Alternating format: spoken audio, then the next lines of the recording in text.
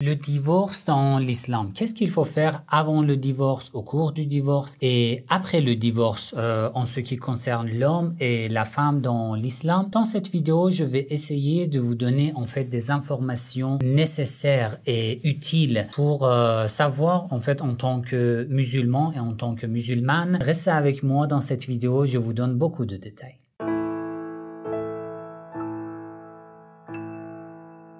Bismillah ar-Rahman ar-Rahim. Avant de commencer, si ce genre de contenu vous intéresse, n'oubliez pas de cliquer sur j'aime, de partager la vidéo. Écrivez votre avis dans les commentaires. Si vous n'êtes pas encore abonné à ma chaîne, abonnez-vous et cliquez sur la cloche pour être informé dès que je publie une nouvelle vidéo.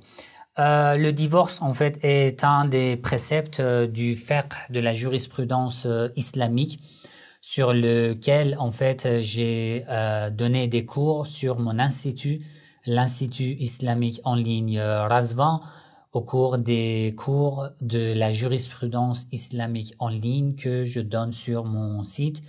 En fait, j'ai parlé de ce sujet dans le module 5 des cours de la jurisprudence.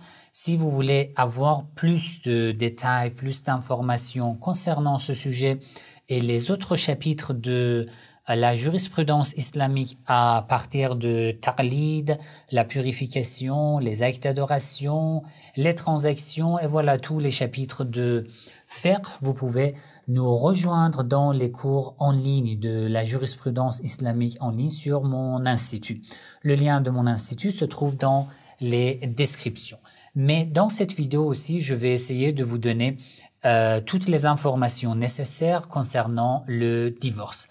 La première chose, le divorce dans le Coran.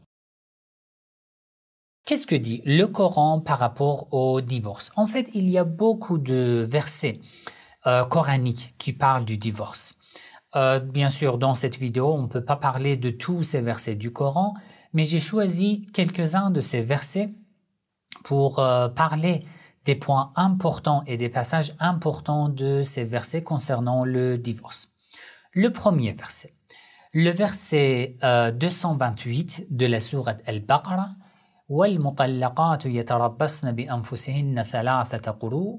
Avant de continuer, je vais en fait expliquer tous les détails, les préceptes, comment faire le divorce, est-ce qu'il y a besoin de témoins ou non, quelle est la formule correcte pour faire le divorce à la fin de cette vidéo. وَالْمُطَلَّقَاتُ يَتَرَبَّصْنَ بِأَنفُسِهِنَّ ثَلَاثَةَ قُرُوءٍ.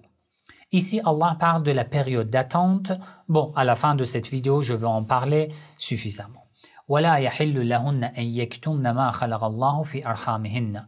Si la femme est enceinte, il n'est pas autorisé que la femme cache qu'elle est enceinte. Elle doit dire et en fait tenir au courant son mari. إن كن يؤمن بالله واليوم الآخر وبعولتهن أحق بردهن. En fait, il y a deux types de divorce. Ce passage parle de deux types de divorce.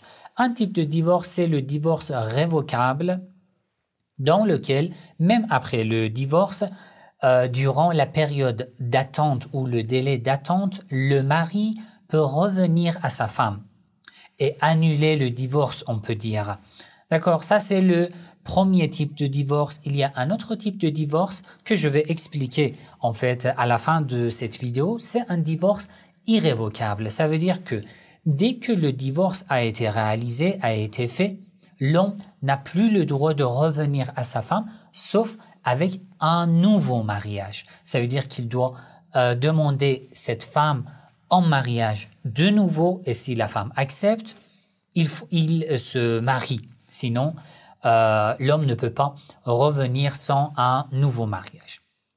Ça, c'est le premier verset. Ensuite, Allah dit, alors, dans ce type de mariage, l'homme peut revenir in aradu islahan.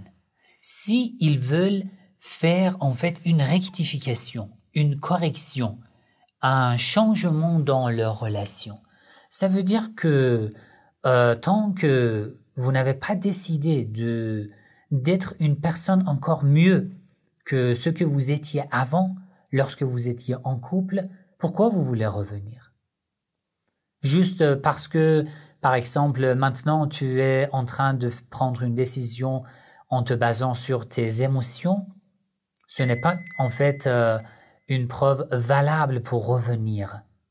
Si tu n'es pas conscient à tes défauts, l'homme et la femme aussi n'est pas consciente à ses défauts, ses erreurs. Si vous pensez que vous deux, l'homme et la femme, pensent qu'ils sont infaillibles, ils ne font aucune erreur et c'est leur mari qui fait toutes les erreurs, ou l'homme pense qu'il n'a pas d'erreur, c'est sa femme qui fait toutes les erreurs. Sinon, c'est un homme de bien, c'est un homme idéal, etc., etc. Dans ce cas, pourquoi revenir? Vous ne méritez pas d'être en couple dans cette relation. Si vous voulez faire des changements, si vous voulez faire en fait une correction dans votre relation et que vous êtes prêt à accepter vos défauts en tant qu'homme ou femme, dans ce cas, vous pouvez réfléchir à revenir. Dans les séances de rendez-vous de la thérapie de couple que je donne sur le site de mon institut, je parle avec les couples. Ils sont en fait divorcés, mais ils veulent revenir. Alors, qu'est-ce qui a changé entre vous? Rien. Il me manque. Rien. Elle me manque.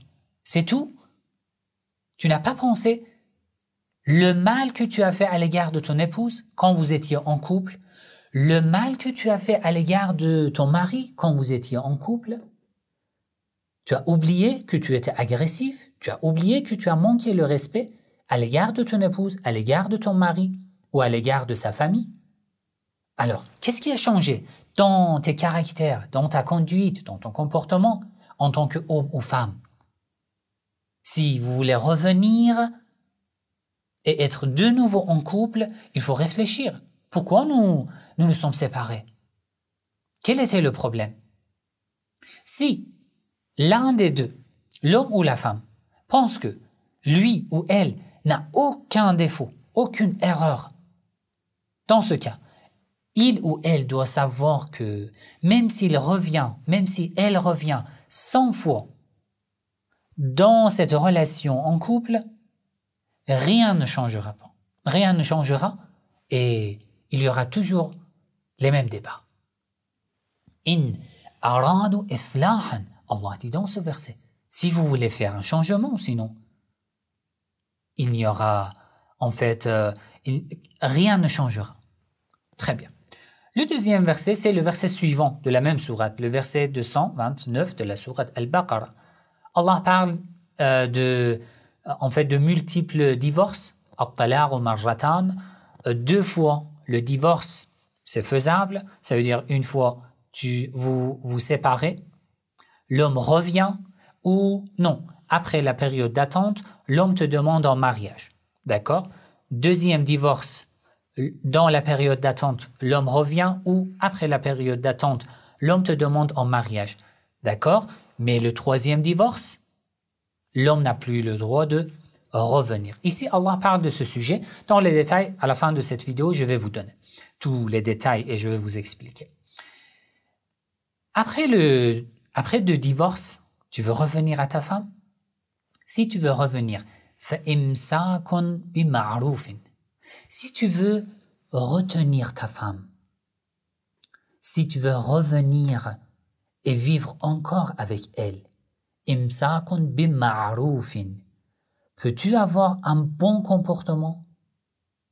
Ma'rouf, être bienfaisant, avoir de nobles caractères ou non?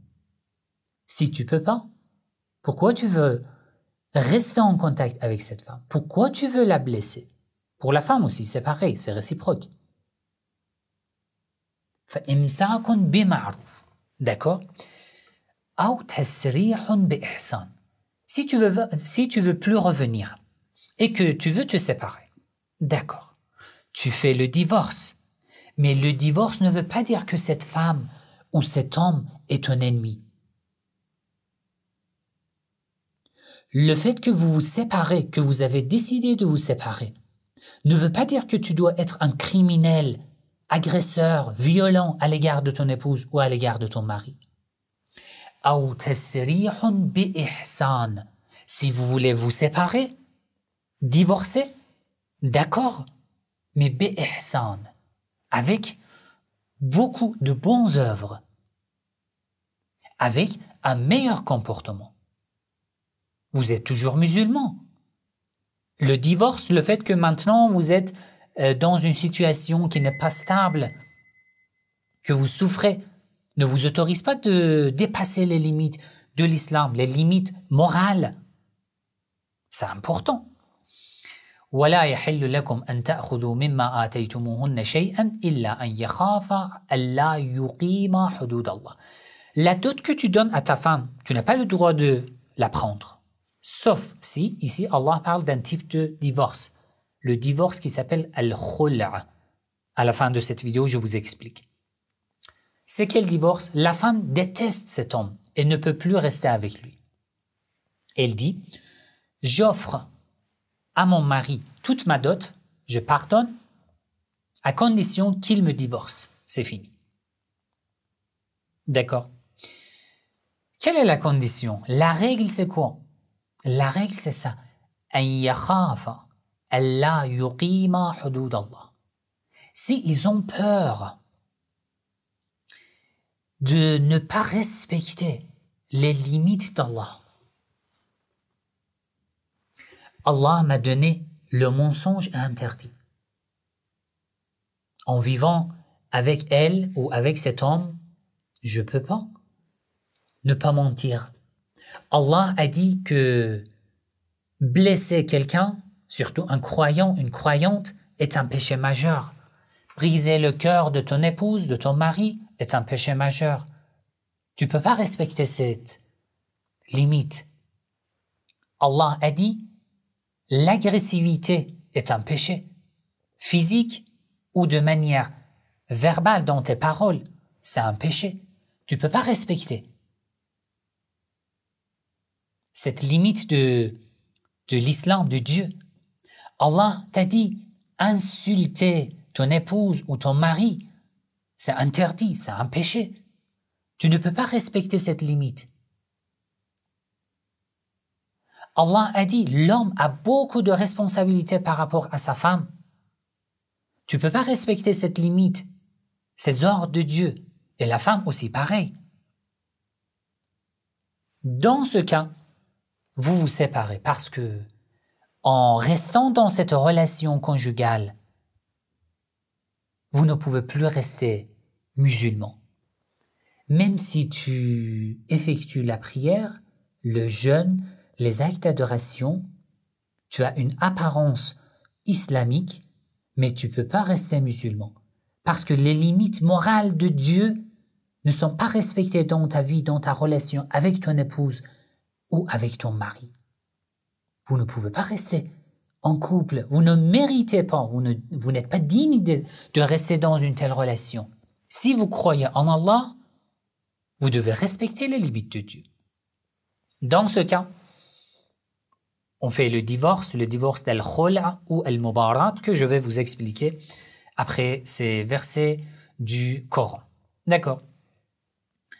Encore, dans le verset suivant, le verset 230 de la sourate Al-Baqarah, Allah dit فَإِنْ طَلَّقَهَا فَلَا تَحِلُّ لَهُ مِنْ بَعْدُ حَتَّى تَنْكِحَ زَوْجًا غَيْرَهُ. Si l'homme a fait le troisième divorce, l'homme ne peut plus revenir à sa femme, sauf que cette femme fait un mariage avec un autre homme et qu'elle soit divorcée. Après sa période d'attente, elle peut revenir. Par une condition. Pour revenir à son premier mari.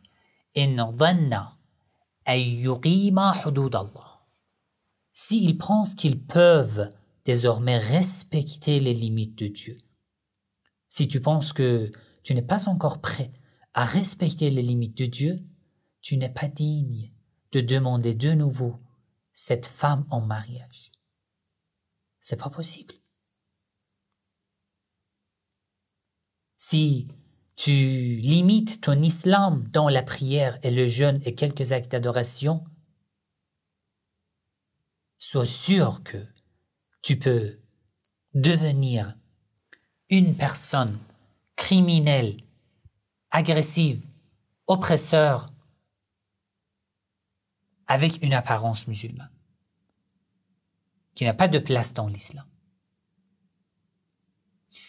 Encore, Allah répète, hudud Allah, les limites de Dieu dans votre vie. Ensuite, la même sourate, le verset suivant, le verset 231, la sourate Al-Baqarah. Allah dit, وَإِذَا طَلَّقْتُمُ النِّسَاءَ, lorsque vous avez divorcé et que leur période d'attente est finie et que vous voulez revenir, فَأَمْسِكُوهُنَّ بِمَعْرُوفٍ, si tu veux retenir ta femme et rester encore avec elle, بِمَعْرُوفٍ. La règle, c'est ça, بِمَعْرُوفٍ, avec un meilleur comportement. أَوْ سَرِّحُوهُنَّ بِمَعْرُوفٍ. Si tu veux divorcer, بِمَعْرُوفٍ, ne fais pas mal lorsque tu divorces ton épouse. Je connais beaucoup d'hommes, malheureusement, musulmans. Et dans l'essence de rendez-vous de la thérapie de couple, je vois beaucoup d'histoires de cette manière. L'homme qui veut divorcer, il fait tellement souffrir son épouse parce que, quoi? Elle ne veut plus vivre avec lui. Allah t'a autorisé de dépasser les limites. Allah t'a autorisé de ne pas respecter les limites de l'islam, les limites morales. Après, tu pries, tu jeûnes. C'est impossible. C'est impossible. وَلَا تُمْسِكُوهُنَّ, Allah continue. وَلَا تُمْسِكُوهُنَّ ضِرَارًا لِتَعْتَدُوا. Vous pouvez me dire que, bon, alors dis-nous comment faire le divorce. La formule de divorce, c'est quoi? Oui, je vais vous dire à la fin de cette vidéo. Mais c'est ça ce que vous devez savoir. وَلَا تُمْسِكُوهُنَّ ضِرَارًا لِتَعْتَدُوا. Ne gardez pas vos femmes ضِرَارًا pour leur faire mal. لِتَعْتَدُوا pour que vous soyez transgresseurs envers Allah. Quelqu'un qui ne respecte pas les limites de Dieu. Si tu gardes ta femme alors que tu sais qu'elle souffre de ton comportement, tu es transgresseur, tu es un ennemi de Dieu, tu es quelqu'un qui se moque des limites, des ordres et des enseignements de la religion. Ce n'est pas moi qui dis ça. Lisez la suite de ce verset. وَمَنْ يَفْعَلْ ذَلِكَ, celui qui fait cela, qui garde sa femme alors qu'elle souffre de son comportement, du comportement de son mari, et vice-versa. فَقَدْ ظَلَمَ نَفْسَهُ, déjà, tu as fait tort à toi-même. وَلَا تَتَّخِذُوا آيَاتِ اللَّهِ هُزُوًا. Si tu prends ta femme pour faire du tort, pour porter préjudice, c'est comme si tu as considéré les signes de Dieu comme moquerie. C'est comme si tu t'es moqué des signes de Dieu. Et ensuite, tu peux être musulman, tu peux te prétendre musulman. Non, ce n'est pas l'islam. C'est l'apparence de l'islam. Ne sois pas content de tes actes d'adoration. C'est fini. Et ensuite, la sourate At-Talaq. La sourate At-Talaq numéro 65. Le premier verset. À partir du premier verset, Allah commence. Et je propose au couple de lire ces versets régulièrement, attentivement. Ya ayyuhan nabi, au prophète, إِذَا طَلَّقْتُمُ النِّسَاءَ فَطَلِّقُوهُنَّ لِعِدَّتِهِنَّ. Il parle de la période d'attente, je vais vous expliquer. Et après un passage, وَاتَّقُوا اللَّهَ رَبَّكُمْ. Soyez pieux avant le divorce, au cours du divorce, après le divorce. Soyez pieux, soyez pieux, soyez pieux. Ne soyez pas transgresseurs. وَلَا تُخْرِجُوهُنَّ مِنْ بُيُوتِهِنَّ. Même lors de la période d'attente, Tu n'as pas le droit de faire sortir ton épouse de la maison. Ensuite, وَتِلْكَ حُدُودُ اللَّهِ, ce sont les limites de Dieu. Les lois d'Allah. وَمَنْ يَتَعَدَّ حُدُودَ اللَّهِ فَقَدْ ظَلَمَ نَفْسَهُ. Et celui qui dépasse les limites de Dieu, il a fait du tort d'abord à lui-même.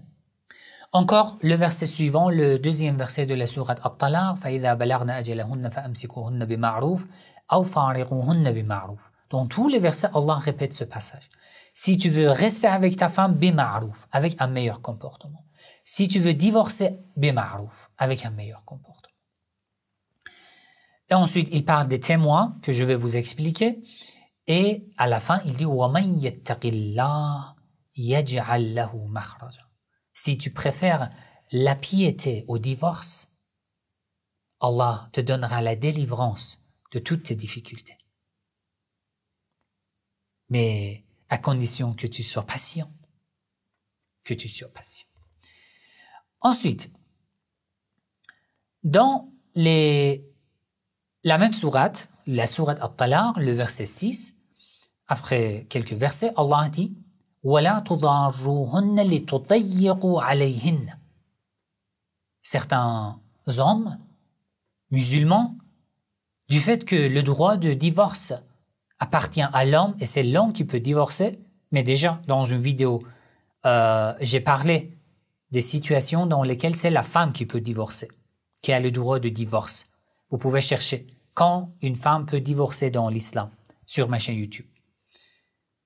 Mais certains hommes gardent leur femme et évitent le divorce juste pour faire mal à leur femme, à leur épouse. وَلَا تُضَارُّوهُنَّ لِتُضَيِّقُوا عَلَيْهِنَّ. Ne leur faites pas mal pour être dur et sévère à l'égard de vos épouses. Jusqu'à la fin. Ensuite, concernant les hadiths. Quels sont les hadiths qui parlent du divorce?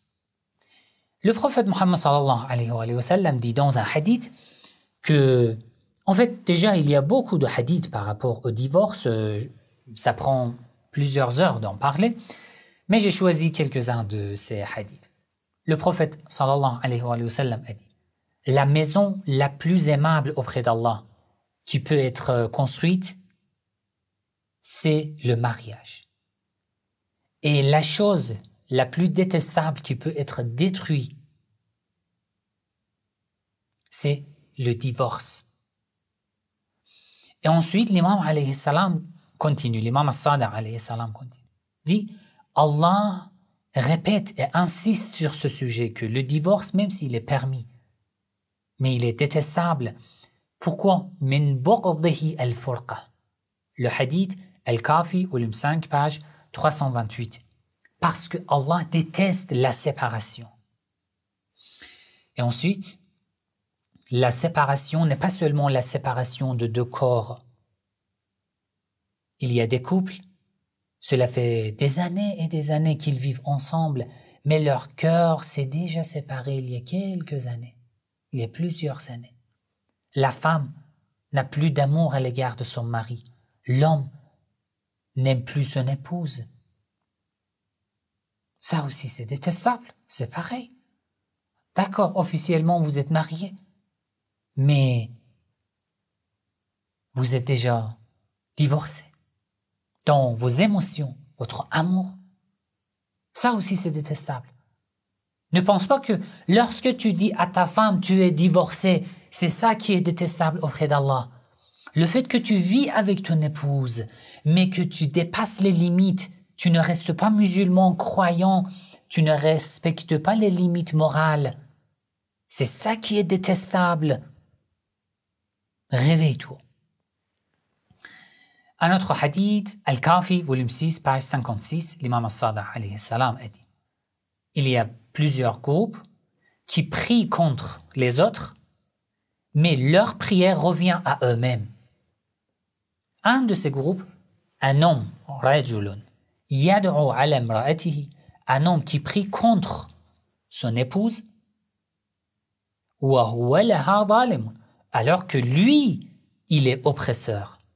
Il a fait du tort à l'égard de son épouse.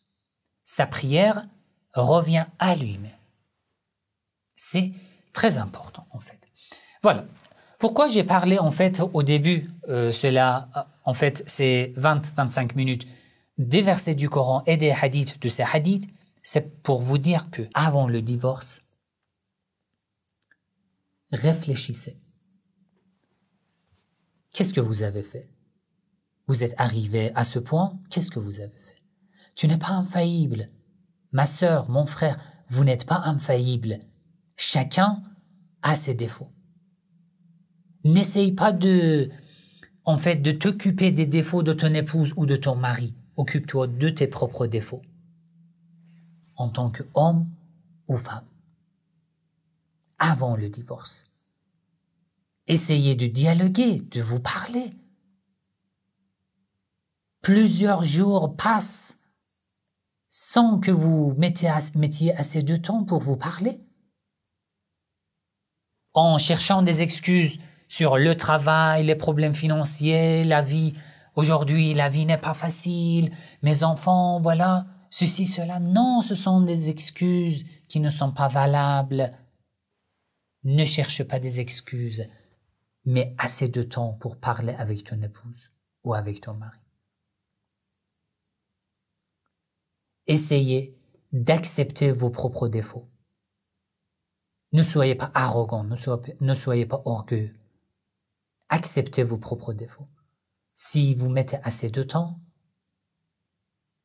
vous allez voir que le divorce n'est pas la meilleure solution. Le divorce n'est pas la meilleure solution. Le divorce est une solution par laquelle vous fuyez de la vérité. Vous ne voulez pas vous affronter de la vérité qui est amère, vos défauts, vous ne voulez pas les accepter. C'est pour ça que vous préférez le divorce. Alors, maintenant, je vais vous parler des préceptes du divorce. Il y a beaucoup de préceptes, il y a beaucoup de détails. Ici, je vais essayer de vous donner en fait ce qui est nécessaire, de ne pas entrer en fait beaucoup dans les détails. Mais si vous voulez avoir plus de détails, plus d'informations, vous pouvez nous rejoindre dans mes cours de fer module 5. D'accord. Une femme doit être pure de ses menstruations et de ses luchies au moment du divorce. Et son mari ne doit pas avoir eu de relation avec elle pendant cette période de pureté. Ça veut dire que le divorce pendant la menstruation de la femme, pendant les luchies après l'accouchement, n'est pas valable. 2. Une femme qui n'a pas ses menstrues maintenant, elle est pure. Mais après sa dernière menstruation, elle a eu des relations intimes avec son mari. Alors maintenant, même si elle est pure, l'homme ne peut pas divorcer. L'homme doit attendre une autre menstruation. Après cette menstruation, lorsqu'elle s'est purifiée, l'homme peut divorcer. Ça, c'est le premier point. Le deuxième point, il y a des situations dans lesquelles, même si la femme a ses menstruations, mais l'homme a le droit de divorcer et le divorce est valable. Si, après le mariage, l'homme et la femme n'ont pas eu de rapport intime, aucun rapport. Dans ce cas, même si la femme a ses règles, l'homme peut divorcer et le divorce est valide. Deuxième situation, si la femme est enceinte et que c'est prouvé d'après les analyses, la femme est enceinte. Dans ce cas aussi, l'homme peut divorcer et le divorce est valable. Et la période d'attente de la femme aussi se termine dès l'accouchement. 3. Si en fait l'homme, en raison de son absence ou d'autres raisons, ne peut pas savoir si sa femme a ses menstrues ou non, ils n'ont pas accès, ils ne sont plus en contact, dans ce cas aussi, il n'y a pas de problème. Ça, c'est un point important. Et la formule de divorce. En général, le divorce se fait par une formule très simple. Comme je vous ai dit, c'est l'homme qui divorce. Mais j'ai parlé dans une vidéo particulière, une vidéo intitulée « Quand une femme peut divorcer en islam ». Vous pouvez chercher sur ma chaîne YouTube et trouver cette vidéo. Maintenant, je ne répète pas ces sujets. Le divorce doit être prononcé en arabe correct, d'accord, avec le mot « taliq ». Ça veut dire quoi? Je vous donne la formule. En arabe correct, s'ils ne peuvent pas prononcer, si l'homme ne peut pas prononcer en arabe correct, il prend un représentant. Si ce n'est pas possible, il n'y a pas de problème. Il peut prononcer par une autre langue, mais il doit transmettre le sens de la formule de divorce. Dans ce cas, il n'y a pas de problème. La formule, c'est ça. L'homme, si le mari veut prononcer la formule de divorce lui-même, et que sa femme, par exemple, s'appelle Fatima, l'homme doit dire « Zawjati », mon épouse. Fatima, qui s'appelle Fatima, taliqun, taliqun, est divorcée. C'est la formule de divorce. Très bien. Si l'homme a pris une autre personne comme représentante, et c'est le représentant qui veut faire le divorce, de la part de l'homme, dans ce cas, la formule change.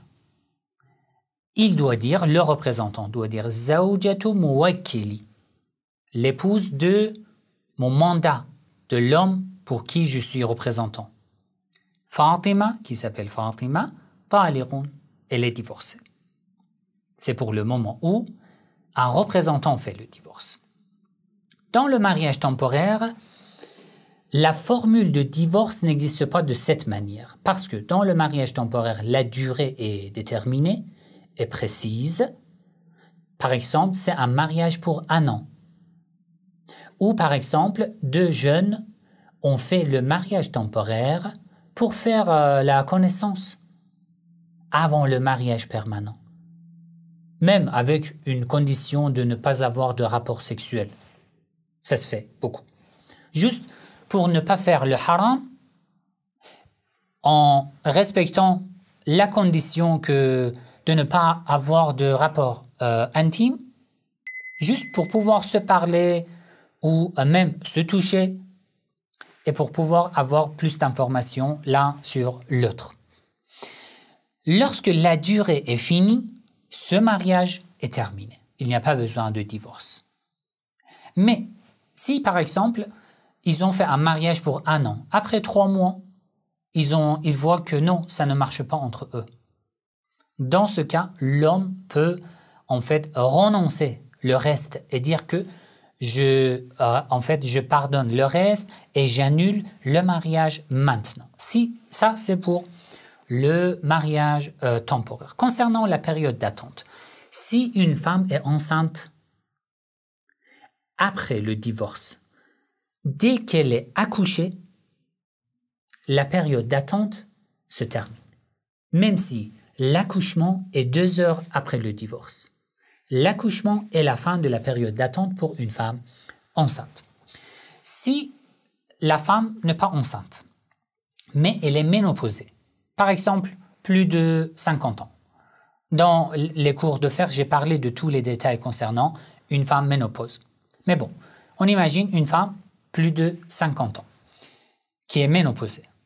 Cette femme aussi n'a pas de période d'attente. Ça veut dire que directement après son divorce, elle peut se marier avec un autre homme.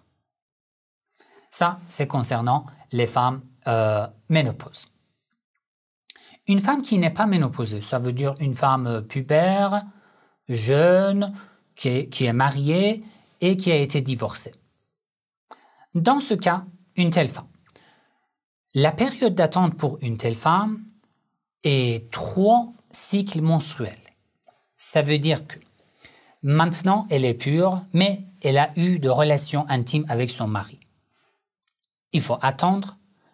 Lorsqu'elle a eu ses menstrues et qu'elle s'est purifiée, l'homme divorce.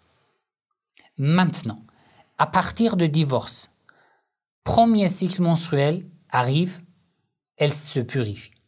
Deuxième cycle menstruel arrive, elle se purifie. Dès que elle voit le 3e cycle menstruel, sa période d'attente se termine. Elle peut faire le mariage avec un autre homme. C'est pour le moment où cette femme a des règles de la menstruation de manière régulière. Mais si elle n'a pas de menstruation de manière régulière, par exemple un mois, elle a eu ses menstrues et dans 2 mois, 3 mois, elle ne voit plus de sang. Dans ce cas, si ces menstrues ne sont pas régulières, après le divorce, elle doit attendre 3 mois. Après 3 mois, elle peut faire le mariage avec un autre homme. Pour le mariage temporaire, si elle a ses menstrues de manière régulière, encore, elle doit attendre 2 menstrues après la fin de son mariage temporaire. Et si elle n'a pas de menstrues, elle doit attendre 45 jours à partir du moment où leur mariage est fini. Si le mari meurt, la femme devient veuve. D'accord? Ici, ça change un peu. C'est un peu différent. Pas de différence si la femme est ménopausée ou non. Si la femme est jeune ou vieille. Si la femme a ses menstrues de manière régulière ou non. Après la mort de son mari, elle doit attendre, respecter une période d'attente de 4 mois et 10 jours. C'est concernant les femmes veuves.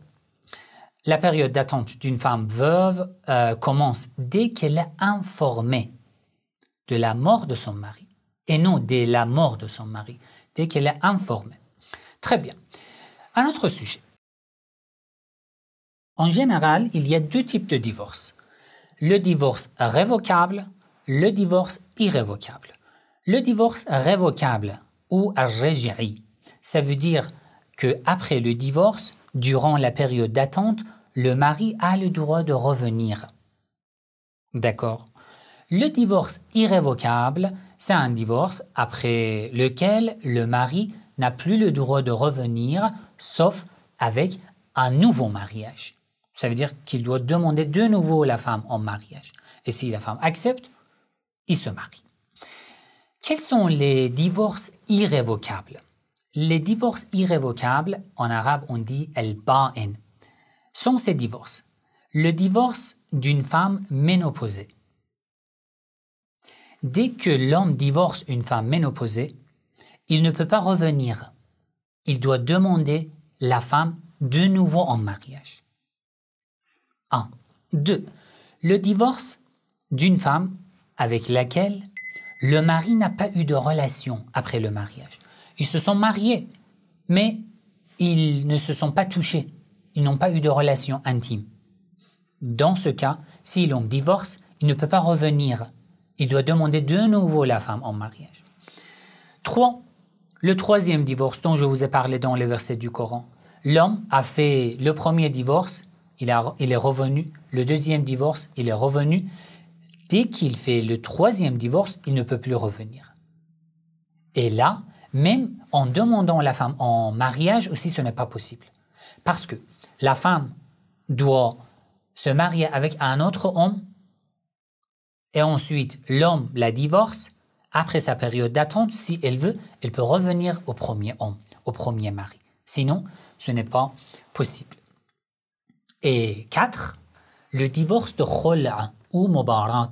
Le divorce de khul'a, c'est quoi? C'est que la femme déteste cet homme et ne supporte plus, ne peut plus rester avec cet homme. Elle pardonne et offre toute sa dot à l'homme pour que l'homme la divorce. C'est ça. Le divorce al-mubarat, c'est pour le moment où les deux se détestent. Dans ce cas, la femme n'offre pas toute sa dot, ne pardonne pas toute sa dot, mais dépense une somme d'argent à l'homme et lui demande de la divorcer. C'est le divorce al-mubarat. La formule de divorce khul'a et mubarat est différente que la formule de divorce simple. Je vais vous donner en fait la formule. Juste avant de vous donner la formule, dans le divorce révocable, que l'homme a le droit de revenir. Comment? Il y a besoin de faire quelque chose de spécial, de particulier? Non. Le fait d'annoncer et de dire que j'ai décidé de revenir, ou de faire un acte que seuls les couples font, dans ce cas, ils sont revenus et ils sont désormais considérés comme mariés. Un autre sujet. Contrairement au mariage, dans le mariage, l'homme et la femme peuvent faire le mariage eux-mêmes, sans présence de personne. De personne. Mais pour le divorce, il faut 2 témoins, 2 hommes justes. D'accord? Il faut 2 hommes justes pour faire le divorce. Très bien. Concernant la formule de divorce khola, si c'est l'homme qui le fait et non son représentant, et que son épouse s'appelle par exemple Fatima, l'homme doit dire « Zawjati Fatima » mon épouse Fatima, khala'atuha, je l'ai libérée, ala ma badalat, d'après ce qu'elle a offert, ce qu'elle a donné. C'est la formule de divorce khula. Et si c'est sa représentant, ça change un peu. Et pour le divorce mubarat, la formule c'est comme ça. L'homme doit dire bara'atu, zawjati Fatima, j'ai libéré, j'ai donné le divorce à mon épouse Fatima, ala ma badalat, d'après ce qu'elle a donné, offert, fahiya, elle est donc taliqun, divorcée. Comme je vous ai dit dans une vidéo particulière, j'ai parlé des situations dans lesquelles la femme a le droit de divorce. Comment? Lors du mariage, la femme peut stipuler que je me marie avec toi, mais je veux être ta représentante pour le mariage. Faites attention, l'homme ne peut pas donner le droit de divorce à la femme. L'homme peut considérer la femme comme représentante de divorce. D'accord? Donc, l'homme dit, je te donne la représentation, je te considère comme ma représentante pour faire le divorce quand tu veux. Ou avec une condition, pour faire le divorce si j'ai pris une deuxième épouse, pour faire le divorce si j'ai consommé des drogues, par exemple, ou voilà, n'importe quelle condition. Comme ça. Mais dans la vidéo particulière, j'en ai parlé. C'était un résumé, en fait, des détails concernant les préceptes du divorce. Comme je vous ai dit, j'ai donné encore plus de détails dans mes cours de fer sur l'Institut. Vous pouvez nous rejoindre. En fait, maintenant que j'enregistre cette vidéo, j'ai presque terminé le 5e module de mes cours de fer. Ça veut dire que jusqu'à maintenant, j'ai publié presque 60 heures des cours de fiqh, de la jurisprudence islamique, à partir du début jusqu'à la fin. La purification, les actes d'adoration, les transactions, les différents contrats, la bourse, la banque, voilà tous ces chapitres. Donc, si vous voulez avoir en fait une vision complète sur votre pratique, sur la jurisprudence islamique, avec des références. Dans ces cours de fiqh, je donne l'avis de 6 marja', 6 grands savants. Je donne les références coraniques et je donne les hadiths des Ahl al-Bayt et du prophète Muhammad sallallahu alayhi wa sallam. Donc, une formation complète sur le fiqh. Vous pouvez nous rejoindre, vous pouvez vous inscrire et avoir accès à tous les cours sans limite. Si vous avez eu encore des questions par rapport à ce sujet, n'hésitez pas à écrire dans les commentaires. Assalamu alaikum wa rahmatullahi wa barakatuh.